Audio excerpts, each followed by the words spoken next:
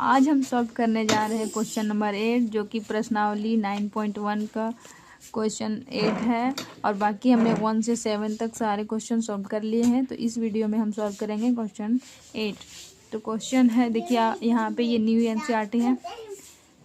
एक पेडेस्टल के शिखर पर 1.6 मीटर ऊंची एक मूर्ति लगी है।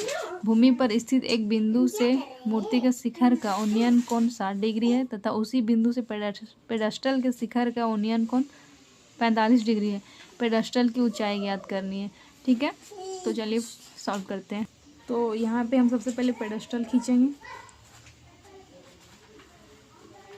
मान लेते हैं ये पेडेस्टल है, ठीक है, और ये पेडेस्टल का शिखर है। और यहाँ से 1.6 मीटर और ये मूर्ति का शिखर है। तो यहाँ से 1.6 मीटर मूर्ति लगी हुई है। तो ये पेडेस्टल का शिखर हो गया, ये मूर्ति का शिखर हो गया। तो भूमि का एक बिंदु ले लेते हैं यहाँ पर। तो कहता है मूर्ति के शिखर से, और ये भूमि है तो भूमि तो रहेगा ही, ठीक है। इसका कोण कितना है? 60 डिग्री है।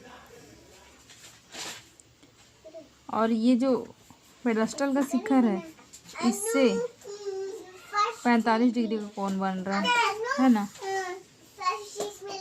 और जो मूर्ति का तो ये ऊंचाई दे दिया हुआ है, तो इसका हम नाम दे देते हैं ABCD, है ना। तो देखिए ये रहा पेडेस्टल, और पेडेस्टल के ऊपर 1.6 मीटर ऊंचा ये मूर्ति लग गया है। और मूर्ति के शिखर से उन्नयन कोण कितना बन रहा है? 60 डिग्री का। और पेडेस्टल का शिखर से उन्नयन कोण कितना है? 45 डिग्री का। और हमने सबका नाम दे दिया ABC और D, ठीक है। तो सबसे पहले हम अभी फ़िलहाल के लिए BC को H मान लेते हैं, यानी पेडेस्टल की ऊंचाई H मीटर है ना। ये पेडेस्टल है, तो हम सबसे पहले यहाँ लिखेंगे माना पेडेस्टल की ऊंचाई बराबर H मीटर है ना। ये हमने मान लिया। तो सबसे पहले हम छोटा त्रिभुज का निकालेंगे।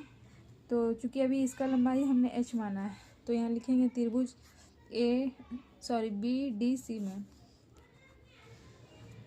BDC में। तो चूंकि लंब हमने H माना है और आधार ये है, तो हम 10 पे लेंगे। या लिखेंगे थीटा कितना दिया हुआ है? 45, तो 45 लिख लेते हैं, बराबर लंब बटे आधार। ये हो गया। 45 का मान कितना होता है? 10 45 का मान 1 होता है, बराबर लंब कितना माना हमने? H, बटे में आधार कितना है? DC। तो यहाँ कुछ नहीं है तो 1 मान लेते हैं, और आर पार गुना करेंगे तो क्या हो जाएगा? DC रहेगा, DC को 1 से गुना, DC ही रहेगा, H को 1 से गुना, तो H, यानी अभी फ़िलहाल के लिए DC बराबर H मीटर। DC निकल गया H। अब हम लेंगे बड़ा त्रिभुज में, यानी कि ADC में। तो यहाँ लिखेंगे समकोण त्रिभुज ADC में। तो यहाँ पे भी लंब दिया हुआ है। अभी हम लंब क्या मानेंगे? चूँकि यहाँ पे लिख देते हैं, चूँकि AC बराबर क्या हो जाएगा? मूर्ति की ऊंचाई प्लस पेडेस्टल की ऊंचाई। तो यहाँ लिखेंगे 1.6 प्लस H। क्योंकि हमने पेडेस्टल की ऊंचाई अभी H माना है ये, तो अभी के लिए जो हमारा लंब रहेगा वो हम बड़ा त्रिभुज में ले रहे हैं, तो यहाँ से यहाँ तक रहेगा। तो यहाँ अब 10 60 डिग्री बराबर लंब बटे आधार। 60 डिग्री का मान क्या हो जाता है? तो √3 होता है। लंब क्या यहाँ पे ले लेंगे हम? लंब अभी फिलहाल के लिए मेरा क्या है? तो यहाँ से यहाँ तक हमको लेना है, A से C तक। तो हमने क्या लिखा है यहाँ? लंब का मान 1.6 प्लस H, बट्टे में क्या हो जाएगा?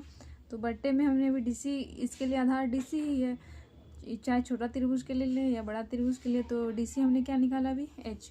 तो यहाँ पे लिखेंगे हम एच। तो जब यहाँ पे कुछ नहीं है तो 1 मान लेते हैं, और यहाँ पे भी आर पार गुना करेंगे।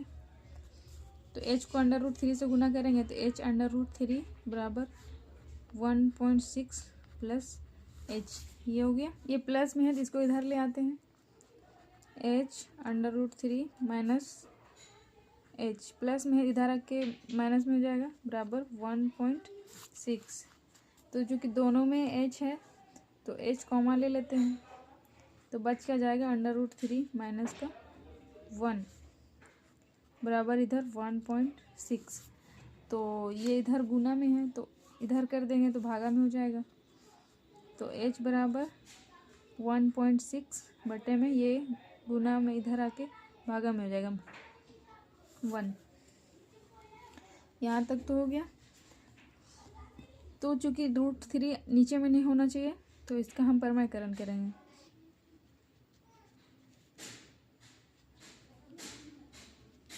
करण करने पर तो 1.6 √3 माइनस 1 है, तो जो संख्या नीचे है उसी से ऊपर नीचे मल्टीप्लाई करेंगे। शर्त ये है कि जो माइनस का है वो साइन चेंज हो जाएगा। तो गुना में क्या हो जाएगा, √3 प्लस 1 √3 प्लस 1 है ना। अब क्या हो जाएगा, इसको इससे गुना करेंगे तो हो जाएगा 1.6 गुना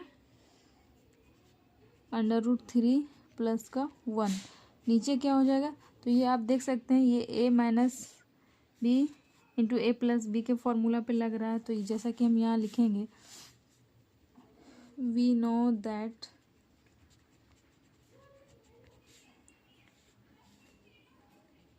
a minus B into A plus B बराबर A square minus B square, ये होता है। तो ये a माइनस बी ये a प्लस बी के रूप में लग रहा है, तो इसको हम a मान लेते हैं, इसको b मान लेते हैं। तो ये a माइनस बी हो गया, इसको a मान लेते हैं और इसको b मान लेते हैं। तो ये a प्लस बी के फॉर्मूला पे हो गया। तो यहाँ क्या करेंगे, ये क्या हो जाएगा, 3 का स्क्वायर कर देते हैं यहाँ पर। अच्छा चलिए नीचे लिख देते हैं, वहाँ तो स्पेस कम है।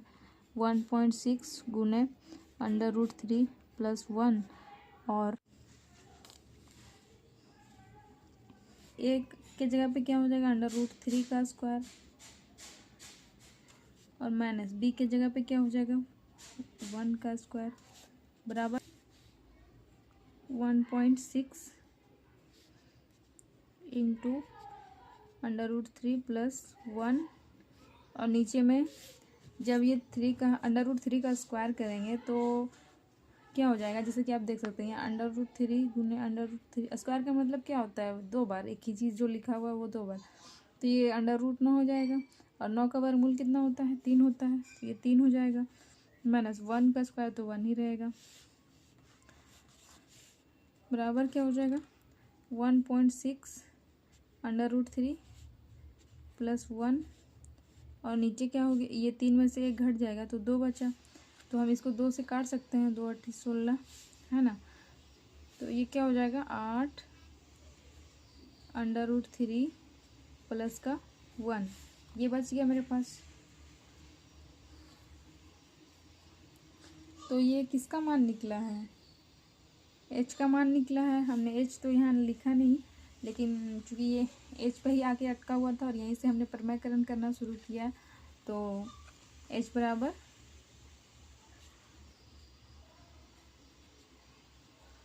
+1, ये आंसर हो गया। यानी जो पेडस्टल की ऊंचाई है वो इतना है। ठीक है, तो अगर आपको समझ में आया हो तो प्लीज़ लाइक और सब्सक्राइब ज़रूर करें। धन्यवाद।